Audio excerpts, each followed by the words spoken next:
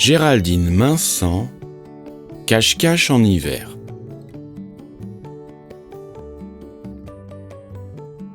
Depuis que la neige est arrivée et que le coq s'est enroué, tout est calme dans la cour de la ferme. Le chat se réchauffe paresseusement au soleil. Les moutons démêlent nonchalamment leur toison. Les cochons se prélassent mollement entre deux digestions. Même le chien s'est assoupi. Olga, la vache, n'a jamais vu ça. Ce sont les ours qui hibernent, pas les animaux d'une ferme. Et dans un long meuglement, elle s'écrie « Oh là! Oh là! Qui veut jouer à cache-cache avec moi ?» Tous les animaux lèvent le doigt, sauf le coq qui doit rester sur sa bouillotte.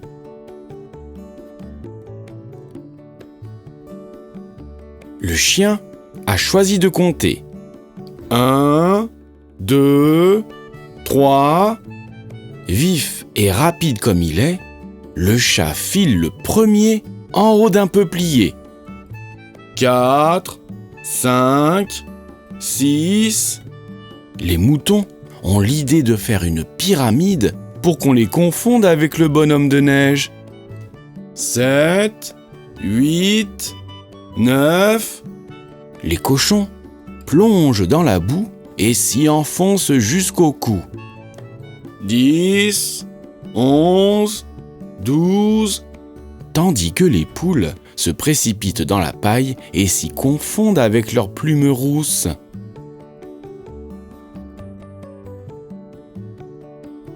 13, 14, 15. Le chien a bientôt fini de compter et Olga n'est toujours pas cachée. Mais, en voyant passer la camionnette du laitier, elle trouve enfin une idée. Olga file dans l'atelier. Un pot de peinture et un gros pinceau, voilà ce qu'il me faut. Quelques traits sur les pattes, d'autres sur le dos. 16, 17, 18. Vite, vite, Olga, on n'a pas le temps de faire un tableau. 19, 20. Ça y est, j'arrive, aboie le chien.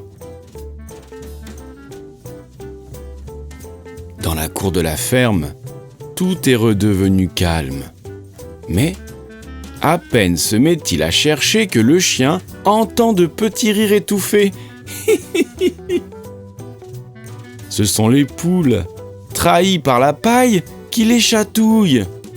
Penaudes, elles sortent une par une de leur cachette, mais doivent s'arrêter net. Crac! Une branche de peuplier vient de tomber. Le chat s'est encore amusé à chasser au lieu de rester caché. Découvert, le chat descend de son arbre, mais zip! Il dérape sur une plaque de verglas pour atterrir dans le bonhomme de neige qui s'effondre. Tous les moutons sont démasqués. À ce moment-là, deux petites queues roses en tire-bouchon s'agitent dans la mare. « Brrr, il fait vraiment trop froid.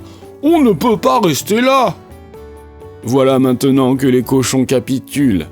« Ce n'est pas drôle, » dit le chien. « Je n'ai même pas commencé à chercher. Allez, on recommence. » « Excuse-moi, » fait remarquer le chat. « Mais il manque encore Olga. » C'est vrai ça. Où est passée Olga ?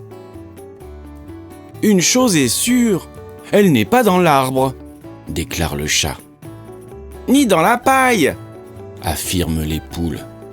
Ni dans la neige, assurent les moutons. Ni dans la boue, ajoutent les cochons. Le coq, lui, a tout vu, mais il ne peut pas parler. Du bout de son aile, il désigne un zèbre qui broute non loin de là. « C'est drôle, » chuchote le chien. « Je ne pensais pas que les zèbres avaient des cornes. »« C'est drôle, » murmure le chat. « Je ne pensais pas que les zèbres avaient un si gros derrière. » « Et on ne nous avait jamais dit que les zèbres avaient des pieds !» s'étonnent les autres animaux. Furieux, le coq rassemble toutes ses forces et finit par émettre un son éraillé. « Mais vous n'avez rien compris! À votre avis, qui a un gros derrière, des cornes et des pieds ?» C'est Olga qui a gagné la partie et qui s'écrie. Eh bien voilà, tout le monde a bien ri, et le coq est guéri.